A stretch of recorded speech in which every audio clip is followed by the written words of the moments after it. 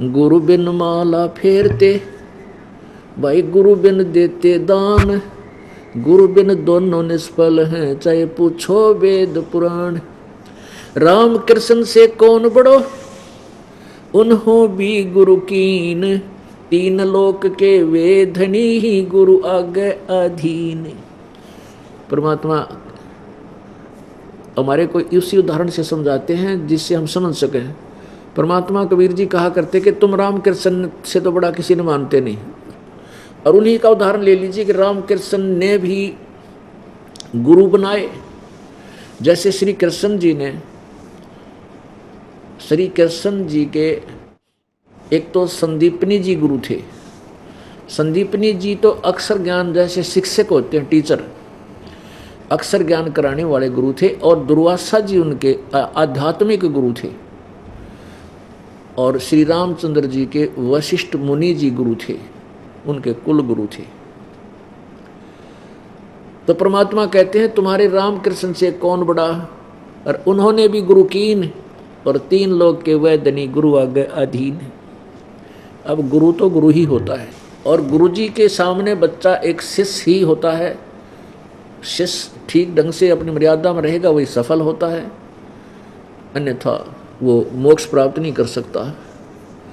तो परमात्मा कहते हैं राम कृष्ण बढ़ते पुर राजा, तीन गुरु बंद कीन निज काजा। राम कृष्ण तीनों लोकों में बड़े माने जाते हैं, जैसे एक एक विभाग के ये मंत्री हैं। और इन्होंने भी गुरु धारण करके ही अपने सब कार्यों को किया, यानी अपने निजी कामों को भी गुरु जी की आज्ञा से ही किया। अब क्या बताते हैं परमात्मा, अपनी लीला आप पे बतावें। सतगुरु के उपदेश का, सतगुरु, अब सतगुरु शब्द क्यों लगाना पड़ा? वैसे तो गुरु शब्द ही सफिशिएंट है, पर्याप्त है, लेकिन ये नकली गुरु, अधूरे गुरु, इनकम्प्लीट नॉलेज रखने वाले भी गुरु पद को प्राप्त कर चुके होते हैं।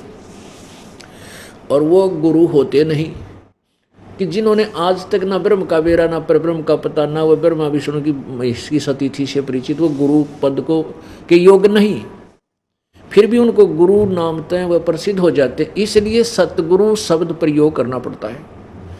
सतगुरु यानी सच्चा ज्ञान देने वाला सच्चा गुरु, यानी सतगुरु शब्द प्रयोग किया तो झूठे गुरु भी हैं, इसलिए सतगुरु की आवश्यकता पड़ी। अब जैसे ब्रह्म है, फिर पूर्ण ब्रह्म के, पूर्ण ब्रह्म जो शब्द है, इससे सिद्ध है कि कोई अपूर्ण सब ब्रह्म भी है, इनकम्प्लीट गॉड भी हैं। पूर्ण ब्रह्म इनकम्प्लीट गॉड है। तो ये डेफिनेशन ऑफ गॉड यानी प्रभु की परिभाषा से भी मानव समाज परिचित नहीं है। परमेश्वर ने आकर ही बताया था, फिर इस दास पे कृपा की है और अपने उन बच्चों पर कृपा की जिनसे भगवान मिले।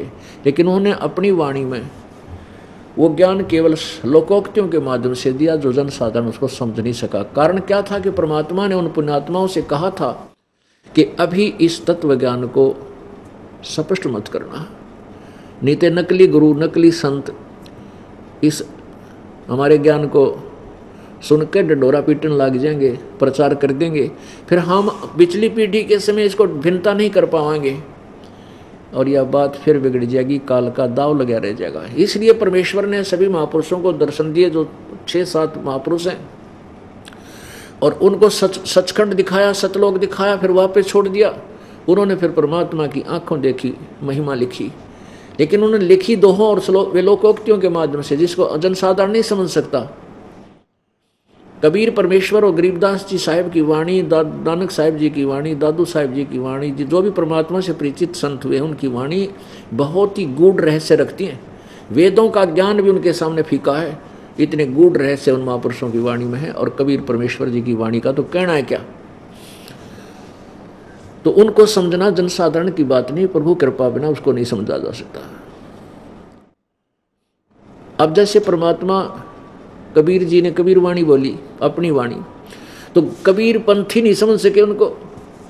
अभी तक ओआबाई बोलते हैं, वो नाम भी गलत देते हैं। तो पुण्यात्माओं कहते हैं सतगुरु बिन काहू न पाया ज्ञाना, जो थोथा बुछड़े मूड किसाना। गुरु बिन वेद पढ़े जो प्राणी, समझे न सार रहे अज्ञानी। अब गुरु के बिना कोई वेद पढ़ा करते, वो वेदों को समझ नहीं सके, अज्ञानी रहे। अब कौन कौन अज्ञानी रहे? ब्रह्मा अज्ञानी रहा, विष्णु अज्ञानी रहा, शिव अज्ञानी रहा।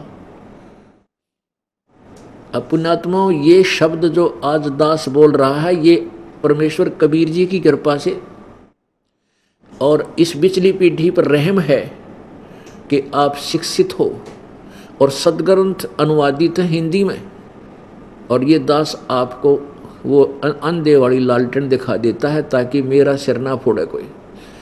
अब जैसे आज से 100 वर्ष पहले ये शब्द दास बोल देता तो मेरे चीथड़े पाड़ लेते, सिर फोड़ देते। ये हिंदू धर्म के वो नकली गुरु मेरा पीछा लगा देते जनता ने, वो झूठा है, कपटी है, ब्रह्मा विष्णु महेश को अज्ञानी बोल रहा है। अज्ञानी का मतलब है अध्यात्म ज्ञानहीन। वैसे तो 3 लोक के मालिक हैं, बालक थोड़े ही हैं, लेकिन अध्यात्म ज्ञान से हीन है, इसलिए अज्ञानी बोला।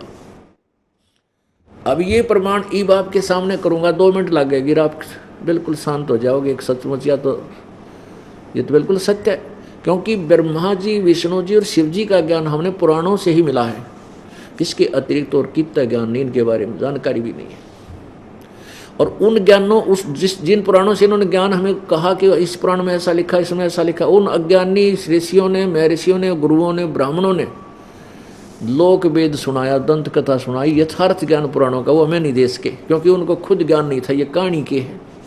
अब आपको दिखाते हैं कि विष्णु जी को भी ज्ञान नहीं और ब्रह्मा शिव जी को ज्ञान होगा कहाँ, क्योंकि ब्रह्मा से ज्ञान शुरू हुआ, ब्रह्मा को भी ज्ञान नहीं, तो ब्रह्मा से विष्णु और शिव ने ज्ञान प्राप्त किया।